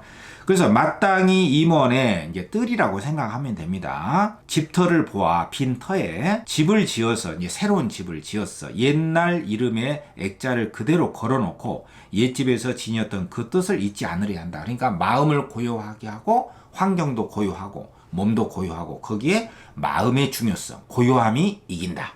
그 뜻을 잊지 않으려 한다. 누군가는 이제 요 부분이 굉장히 중요한데, 임원이 이 곳이 살림으라고 나왔잖아요. 그러니까 집을 지어놓은 그 터라고 보면 됩니다. 이 집터가 이렇게 고요한데, 요거는 이제 외적 고요를 말합니다. 환경이 굉장히 고요하다는 뜻이잖아요. 지금 다시 고요함이 이긴다라는 편액을 걸었는데, 이것은 군더더기 아닌가. 그러니까 환경적으로 이미 고요한데 다시 액자에다가 고요함이 이긴다. 그러니까 이것은 쓸데없는 군더더기 아닌가라고 누군가는 말할 수 있으리라. 그러니까 이 누군가는 나의 이 편액을 걸어놓은 뜻을 잘 이해를 못한 사람이죠. 이렇게 그 사람은 이렇게 고요한 환경에 있는데 무슨 고요함이 이긴다. 이 말을 왜 했지? 이렇게 고요한데? 이해를 못한 거죠. 그러니까 고요함을 하나로만 파악한 거죠. 외적 고요 하나만 가지고 파악을 한 것이고, 이 필자는 외적 고요만이 중요하고 몸이 고요하고 뭐 이런 것만 중요한 게 아니라, 뭐가 고요하다? 마음의 고요함을 얻어야, 그러니까 마음의 평정이 되겠죠. 마음의 평온함, 그러니까 마음의 안정, 어떤 집중된 마음, 그렇죠. 요게 이제 중요하다라고 해서 그 편액을 쓴 거잖아요. 그러니까 뭐 환경이 아무리 고요해도 마음이 시끄러우면, 마음이 산란하면 안 된다. 그러니까 고요한 마음이 모든 것을 이긴다. 이 말을 쓴 거죠. 그러니까 이 사람은, 이 누군가는 잘 이해를 못한 사람이죠. 이렇게 바깥으로 고요한데, 바깥 환경이 이렇게 고요한데 뭐 다시 왜 또 고요함이 이긴다 이 말을 왜 썼지? 잘 이해를 못한 사람이죠. 그래서 그 사람에게 나는 답하리라. 고요한데, 이것은 외적 고요를 말하죠. 또 고요하니, 그러니까 여기는 마음의 고요를 의미하는 거예요. 이것이야말로 진정한 고요함이다. 그러니까 여기서 이제 이 고요함이라고 하는 것은 외적 고요와 내적 고요를 다 합친 진정한 의미의 고요함을 의미하는 것이죠. 무슨 말인지 이해되시죠? 그러니까 그 사람한테 내가 해주고 싶은 말은 뭐냐면은, 바깥 환경만이 고요한 게 내가 강조하는 고요함이 아니다. 내가 그래서 그 사람한테 바깥 환경이 고요한데 내적인 마음으로까지 고요하니 이것이야말로 진정한 내적 외적 고요함을 합친 진정한 고요함이라네. 내가 이런 뜻으로 이걸 쓴 거야 라고 말을 하고 싶다는 거예요. 그러니까 여기서 고요함의 의미가 굉장히 두 개로 상대적 개념으로 잘 나왔잖아요. 그거를 가지고 이 문학 전공자인 이 선생님들이 보기 문제를 만든 것이에요. 외적 고요, 내적 고요. 그러면 이 외적 고요와 내적 고요가 나오지 않았던 이 나번에다가 이것도 적용을 해보고, 다번에는 내적 고요, 외적 고요가 이미 나왔으니까 당연히 적용할 수가 있는 것이죠. 요게 바로 융합형, 문학 독해 출제의 논리다 이겁니다. 그러니까 1번에 보시면은 나에서 낙엽 소리가 창 안에서 들린다. 이것은 이제 그 정도로 낙엽 소리가 들릴 정도로 아주 고요한 환경에 있다는 것이잖아요. 그러니까 화자가 외적 고요, 그러니까 환경 자체는 고요하다는 것을 의미할 수 있겠군 하니까 당연히 그걸 허용할 수가 있는 것이고요. 그리고 나에서 낙엽 소리를 님이 오는 소리로 착각했다는 것은 마음속에 항상 님으로 가득 차 있다는 거예요. 그러니까 몸은 여기에 있는데 마음은 딴 데 가 있어. 님한테 가 있어요. 그럼 환경은 고요한데 마음속에는 늘 님 생각으로 가득 차 있는 거예요. 그러니까 요거는 마음의 어떤 집중, 물론 님에다가 집중한 거 아니냐 그렇게 볼 수도 있겠지만, 그것은 환경 속에서 이 환경의 고요함하고 일치되지 않고, 그러니까 몸이 있는 곳에 마음이 일치되지 않은 것은 내적 고요라고 보지 않아요. 요거는 이제 굉장히 명상적인 개념입니다. 여러분들이 이 명상적인 의미에서 고요함이란 걸 좀 이해를 하셔야 되거든요. 환경적으로는 고요한데 이 환경의 고요함하고 일치가 되지 않는 마음속에 딴 거를 생각을 해요. 그러니까 몸이 있는 곳에 몸만 생각해야 돼요. 그러니까 몸과 마음이 일치가 된다는 것은 몸에다가 마음을 일치하는 것이지 마음에다가 몸을 일치하는 게 아닙니다. 이 말 좀 이해되세요? 이 고요함이라는 것은 이 환경적인 고요함에 있지만 딴 생각을 했다는 거예요. 그렇기 때문에 화자의 심리가 내적 고요의 상태에 있지 못했기 때문이로군 이 말이 맞다 이 말이에요. 무슨 말 이해되십니까? 다시 한번 환경적으로 고요하면 아 고요하다 고요하다 고요하다 이렇게만 생각을 해야 되는데 환경적으로만 고요한데 딴 생각을 하고 있는 거예요. 그러니까 여러분들이 교실에 있거나 뭐 공부를 할 때도 아 고요하다 고요하다 앞에 있는 글자 뭐 내용 그것만 집중을 해야 되는데 고요하고 앞에 책도 있는데 10분 후에 30분 후에 가서 피자 먹어야지 떡볶이 좀 매운 걸로 입맛을 조금 달콤하게 만들어 봐야지 요렇게 생각을 하면 물론 이제 그게 나쁜 건 아니잖아요. 그러나 그것은 내적 고요의 상태에 있는 게 아니다. 왜냐면은 눈앞에 있는 또는 몸에다가 마음이 일치가 되지 않은 상태. 이것은 내적 고요에 있지 아니한 것이에요. 그러니까 요런 선지를 조심해야 됩니다. 그러니까 시험장에 가서는 요게 눈에 잘 안 띄고 약간 오이 할 수가 있거든. 그 다음에 다해서 사물에 닿을 때마다 슬픔이 더한다는 것은 옛집에 가니까 옛집이라는 그 집을 보면서 막 슬픔이 나오는 거예요. 아버지도 돌아가셨고 모든 게 변했다. 그죠? 옛집을 돌아본 경험이 필자로 하여금 내적 고요를 이루기 어렵게 만들었다는 인식이다. 이게 또 무슨 말인지 이해되시죠? 그러니까 옛집에 가보니까 고요하단 말이에요. 근데 환경만 고요하지 그것에 가보니까 마음도 고요해야 되는데 마음이 고요하다는 것은 어떤 슬픔이나 외로움이나 이런 상태에 놓여 있으면은 마음이 고요하지 않은 거예요. 그러니까 옛집에 가서 고요한데 자꾸 옛날 생각이 나는 거예요. 잃어버렸다. 다 떠나갔다. 지금은 나 혼자 있다. 아버지나 뭐 옛날 형제들도 없다. 나만 이곳에 있다. 그러니까 슬픔이 들어오잖아요. 어떤 내적인 안정과 평온의 상태에 있지 않고 그러기 때문에 슬픔만 더한다는 것은 이것 자체가 내적인 평정, 어떤 내적인 고요한 상태에 있다고 보기 어렵다는 뜻이에요. 그러니까 이것도 잘 이해를 할 수가 있겠죠. 그 다음에 다해서 옛집에 초당에 붙였던 당호를 그 액자를 이문의 새 집터에도 사용하겠다는 것은 그 자체가 뭐예요? 외적 고요에 더해서 내적 고요를 추구하고 있다. 당연한 것이죠. 고요함이 이긴다 그 말은 내적 고요를 더 강조한 말이단 말이에요. 외적 고요에다가 내적 고요를 더 강조한 거예요. 그러니까 맞는 것이고요. 그 다음에 5번에 다해서 누군가가 고요함이 이긴다. 이 당호를, 이 액자를 군더더기로 봤잖아요. 왜 군더더기로 봤을까? 그것은 내적 고요를 이해하지 못했기 때문이죠. 자, 그래서 이렇게 군더더기로 봤다는 것은 그 근거가 뭐냐? 왜 군더더기로 봤냐면은 내적 고요를 이해하지 못했기 때문이다. 이렇게 설명이 돼야 되죠. 근데 여기 설명을 어떻게 됐냐면은 외적 고요만으로는 삶에서 느끼는 불편이나 슬픔을 이겨내기 어렵다라고 생각을 했다. 누가? 그 누군가가. 근데 이 누군가는 잘못 생각한 것이잖아요. 잘못 생각한 사람이잖아요. 근데 여기서는 설명이 뭐냐면은 외적 고요만으로는 슬픔을 이겨내기 어렵다. 그럼 뭐가 필요하다? 내적 고요함이 필요하다는 거잖아요. 그러면 외적 고요만으로는 어렵다. 이 말은 외적 고요에다가 내적 고요가 필요하다는 이야기인데 요거는 그 누군가라는 사람의 견해가 아니고 이 필자의 견해란 말이에요. 이 필자가 외적 고요와 내적 고요가 다 필요하다. 이렇게 생각한 것은 필자지 이 누군가가 아니잖아요. 그러니까 이 누군가의 군더더기로 봤다는 것의 근거로 틀렸다는 것이죠. 요거 이제 굉장히 좋은 문제예요. 여러분들 이해되십니까, 이게? 그러니까 이 보기에 내적 고요, 외적 고요라는 이 개념어가 다에 나와 있는데 그것을 나에다도 적용을 시키고 그 다음에 답안에 잘 이해하지 못한 그 사람이 이렇게 환경만 외적으로 고요한데 뭐 고요함이 이긴다는 말을 왜 썼지? 내적 고요를 이해하지 못하고 말한 거죠.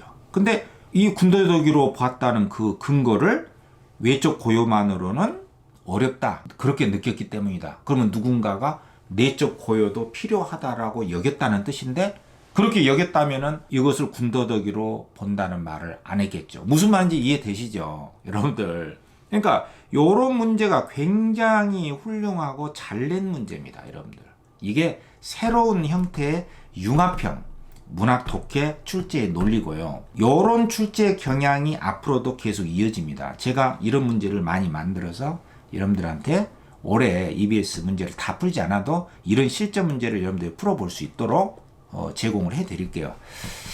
아무래도 여러분들이 이제 사설 모의고사라든가 교육청이라든가 6, 9월 평가 문제도 사실 기출 문제의 논리에는 조금 못 미칩니다. 그렇기 때문에 여러분들이 실제 문제, 실제 시험장 가서는 굉장히 당혹스럽고 조금 혼란을 겪게 마련이거든요. 아무튼 요 문제를 잘 기억을 하시고요. 자, 그 다음에 상충곡이 가번에 나오고 윤리우곡 연시조고요. 범희문 회서도원님이라고 하는 게 또 그 유명한 고전 수필이에요. 고전 산문이에요.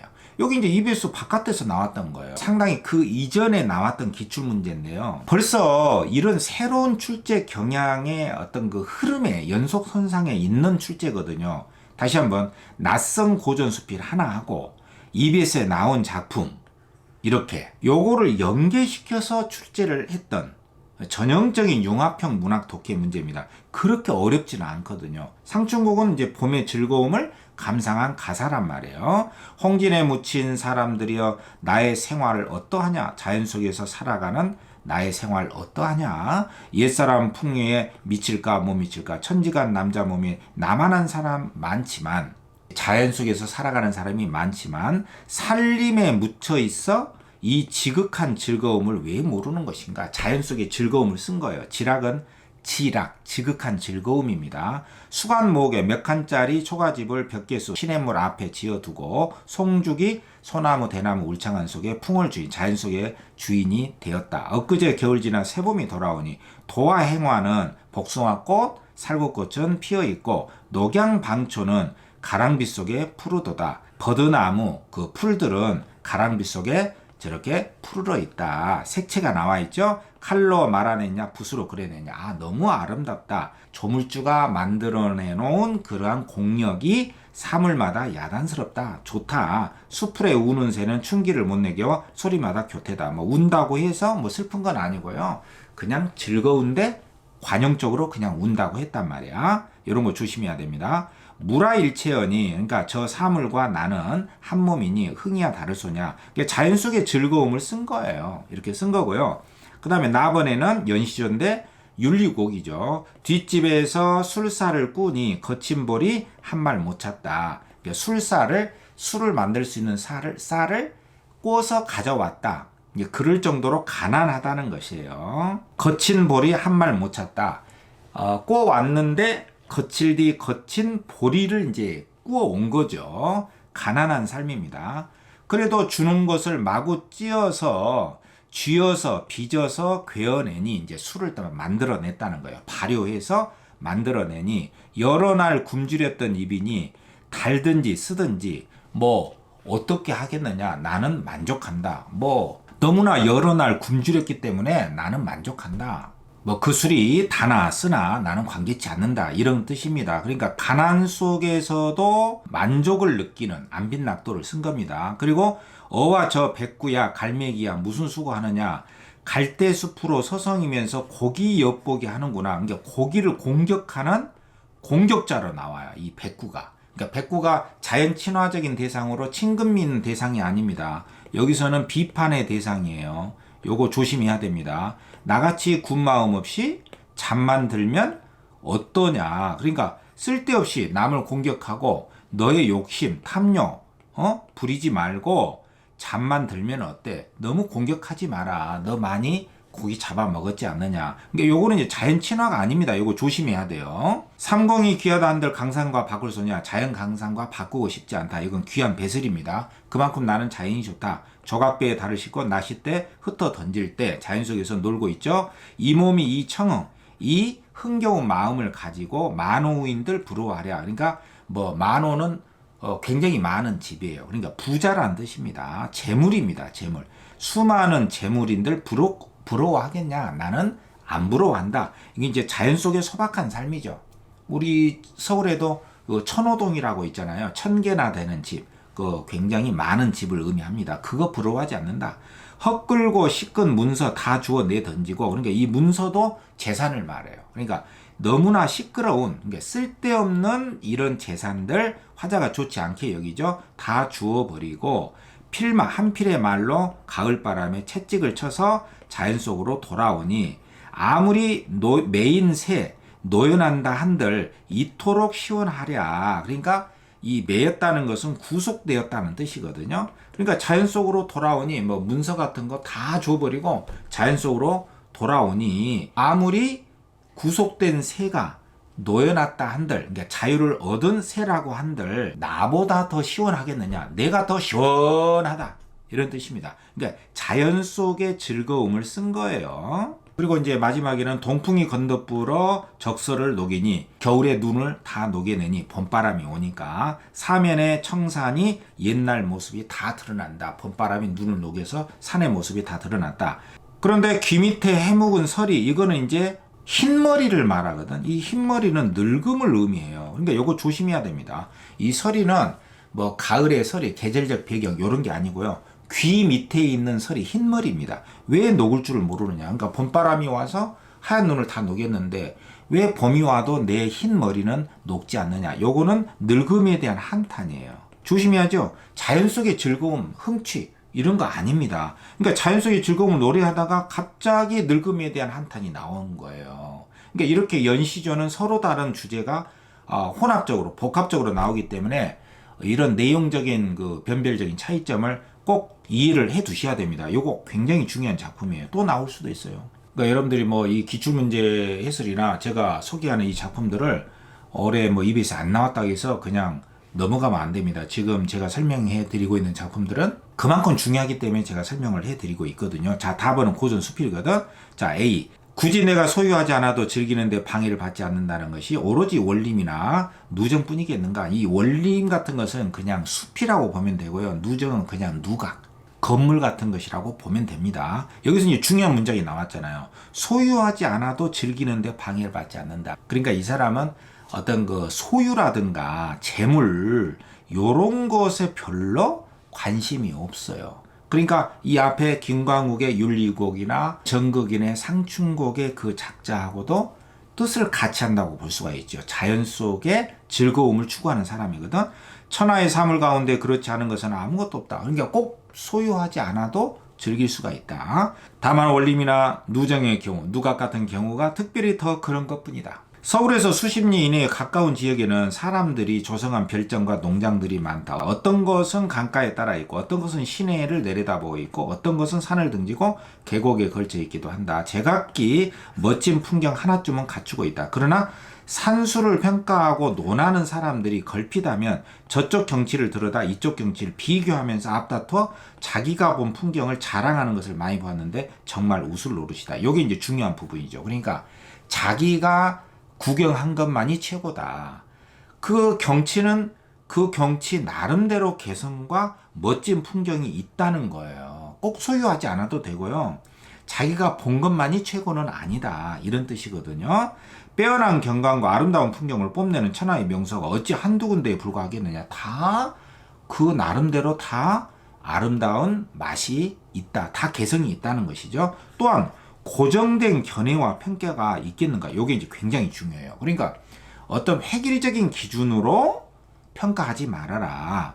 발걸음을 옮길 때마다 보이는 풍경이 바뀌고 지경의 변화에 따라서 지역에 따라서 느낌이 달라진다. 또 같은 장소라고 해도 경관의 차이가 나고 같은 풍경이라고 해도 변모한다. 그러니까 똑같은 풍경은 없다는 거예요. 그 장소와 시간에 따라 또 각도에 따라서.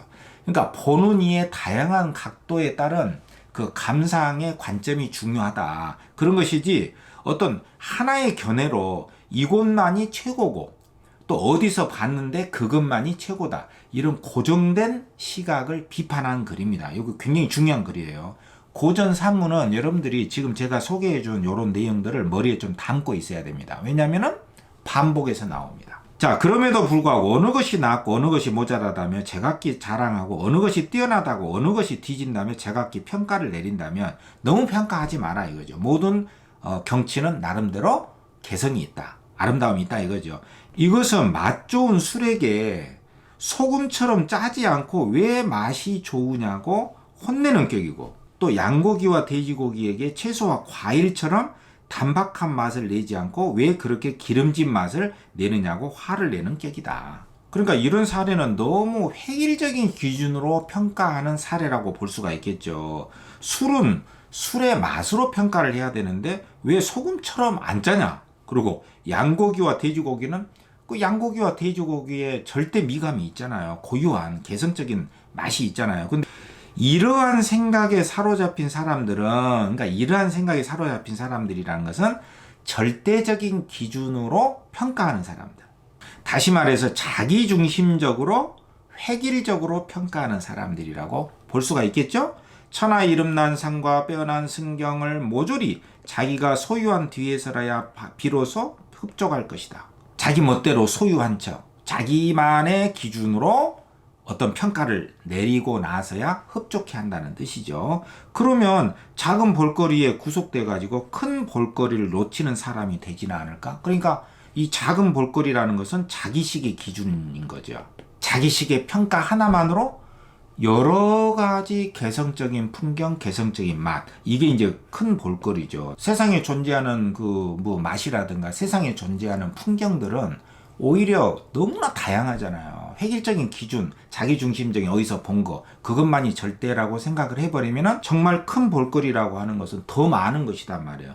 더 많은 개성적인 거, 다양한 맛이나 풍경을 다 잃어버리지 않을까. 너무 협소한 평가에, 자기중심의 평가에 국한하면 안 된다. 이런 뜻이죠. 자, 문제 보면은요. 1번. 보기를 참고할 때 기억, 미음 중 A의 관점과 거리가 먼 것은? 요게 이제 대응 적용 문제거든. 이 A의 관점을 기억과 미음에다가 적용을 해라. A의 관점이 뭐였죠? A의 관점이 뭐였냐면 이거단 말이에요.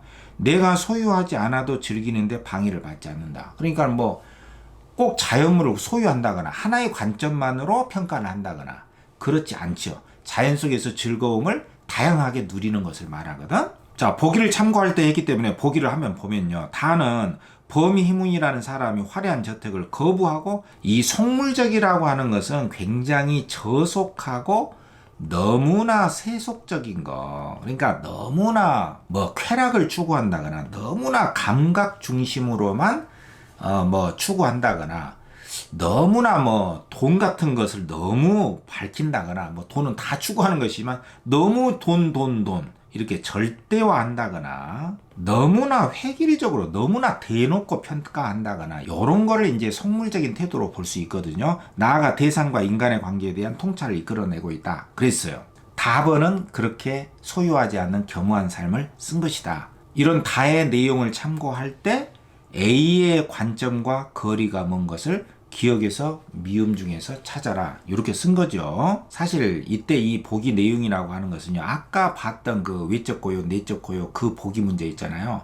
그 보기 문제에 비하면은 좀 절대적인 문제를 푸는데 절대적인 위력을 보여주지는 못해요. 그냥 일반적으로 답은 이렇게 평범하고 소박한 삶을 강조를 하면서 사대부들의 속물적인 태도를 비판했다. 이렇게 참고용으로만 쓴 거예요.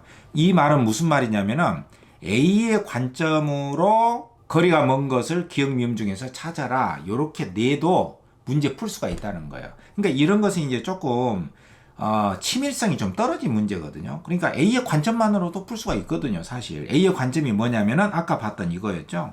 굳이 내가 소유하지 않아도 즐기는데 방해를 받지 않는다. 그러니까는 소유하지 않고 자연 속에서 즐겁게 사는 거, 이거죠. 자연 속의 즐거운 삶이거든. 그러니까 기억에 살림에 묻혀서 지극한 즐거움을 아는 거, 이건 자연 속에 즐겁게 사는 거잖아요. 그리고 니은 무라일체 속에서 흥겨움을 느낀다. 이건 자연 속에서 즐겁게 사는 거잖아요. 근데 디귿에 보면은 갈대숲을 서성이며 고기를 엿보는 거, 이거는 백구를 비판하는 거예요.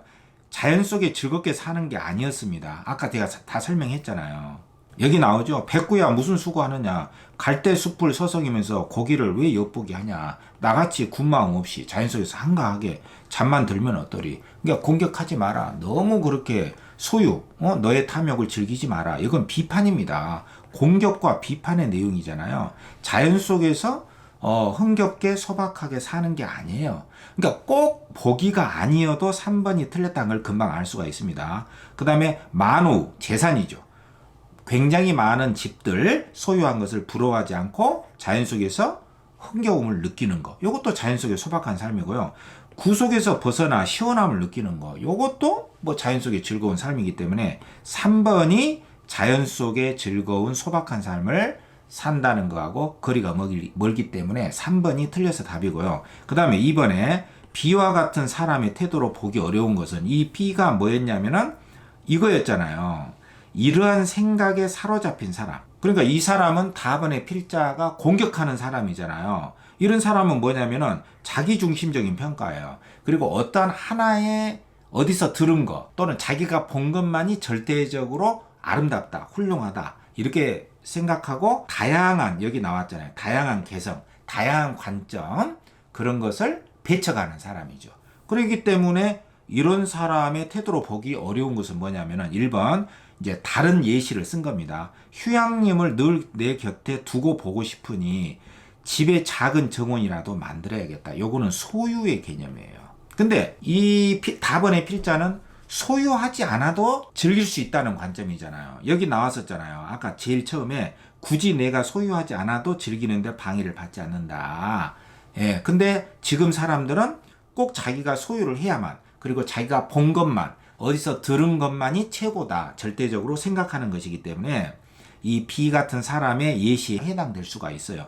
휴양림을 내 곁에 두고 보고 싶다. 이것은 자기가 꼭 소유해야만이 즐길 수 있다는 생각이거든요. 이것은 좀 탐욕에 해당된 것으로 볼 수도 있습니다. 그 다음에 2번에 주말에 지리산에 갔는데 갈 때마다 모습도 다르고 느낌도 달라서 참 좋았다. 이건 뭐예요? 지리산을 그때마다 공간에 따라 시각에 따라서 그때 느낌이 달라서 좋은 거. 요거는 이 B와 같은 사람의 태도로 보기가 어렵죠. 이 B와 같은 사람은 절대적인 기준으로만 그것을 평가하는 사람이잖아요. 근데 여기 보면은 이 답안의 필자가 여기 나왔잖아요. 같은 장소라고 해도 경관의 차이가 나고 같은 풍경이라도 때에 따라서 변모한다. 그럼에도 불구하고 어느 것이 낫고 어느 것이 모자라다면 제각기 자랑하고 뛰어나다고 어느 것이 뒤진다며 평가를 내린다. 그러니까 너무 어떤 경치를 막 평가하고 자랑하고 그러면 안 된다는 거예요. 왜냐면은 같은 장소라고 해도 차이가 나고 다 느낌이 다르다 이거죠. 그러니까 다 제각기 맛이 있다 이런 뜻이에요. 제각기 맛을 느끼는 이런 사람이기 때문에 B와 같은 비판받는 사람의 태도가 아니죠. 그래서 답이 2번이 틀려서 B와 같은 사람의 태도에 해당되지 않아서 2번이 답이 되는 것이고요. 그 다음에 3번은 가족여행 때 다녀온 강릉 경포대의 진면목을 알려면 관동별곡을 읽어야 된다. 이것은 어떤 책에 있는 내용을 반드시 절대적 기준으로 삼는 경우예요. 왜냐면은 강릉 경포대를 알려면은 그곳에 가서 그때 느낌에 따라서 구경을 하고 즐기면 돼요. 근데 관동별곡이라는 책을 꼭 읽어야 된다. 관동별곡에 이제 강릉 경포대의 그 경치가 나왔거든요. 이것은 강릉 경포대라고 하는 관동별곡의 책을 너무나 절대적 기준으로 생각을 하는 태도예요. 반드시 마땅히 그래야 된다. 그것만 강조하잖아요. 그렇기 때문에 B와 같은 사람의 태도로 볼 수가 있고요. 4번은 단풍은 설악산이 최고라고 하니 단풍을 구경하려면 당연히 설악산으로 가야 된다. 이거는 평가입니다. 그러니까 어떤 자랑하고 평가하고 이러면 안 된다라고 했잖아요. 근데 이 사람은 당연히 설악산이 최고다. 그걸 절대적인 평가를 하고 있어. 그러니까 B와 같은 사람의 태도로 볼 수가 있고요. 5번에 내가 한라산을 가보고 싶은 이유는 유명한 산악인들이 추천하는 명산이다. 이것도 절대적으로 평가를 하는 거야. 이렇게 평가를 하는 사람의 태도로 볼 수가 있습니다. 근데 요 문제는요. 그래서 이제 답이 3번이 틀려서 답인데 요 문제는 사실 지금의 출제 경향하고는 조금 차이가 있죠. 왜냐면은 그 아까 우리가 봤던 문제 있지 않습니까? 그 내적 고요, 외적 고요. 그러면 그 개념어 두 개를 딱 정해놓고 그 새로운 작품에다가 정확하게 내적 고요, 외적 고요를 정확하게 1대1로 대응 적용하는 이런 문제. 그런 문제의 치밀성에 비하면은 요런 문제는 여러분들이 잘 이해가 자칫하면 안 될 수도 있고 조금 모호하게 생각할 수도 있기 때문에 논리적으로 좀 헐거운 문제임의 사실입니다. 이게 이제 조금 옛날 기출 문제 스타일이다. 이렇게 이해를 하시고 이 문제의 출제 의도 그리고 답이 되는 이유만 제가 설명을 해드렸으니까 참고하시기 바랍니다. 자, 오늘 5-2강 보기 문제, 융합형 문학 독해 문제, 새로운 출제 문제 경향을 제가 소개만 해드렸고요. 앞으로 여러분들의 그 과제는 이렇게 중요한 핵심적인 훌륭한 보기의 그 융합형 문학 독해 문제를 가지고 연습하는 것입니다. 그런 훌륭한 문제를 제가 제공을 해드리겠습니다. 기대해 주시고요. 오늘 여기까지만 하겠습니다. 여러분들 수고했습니다. 다음 강의에도 한 3장 정도는 꼭 풀고 강의를 들어가시기 바랍니다. 6강에서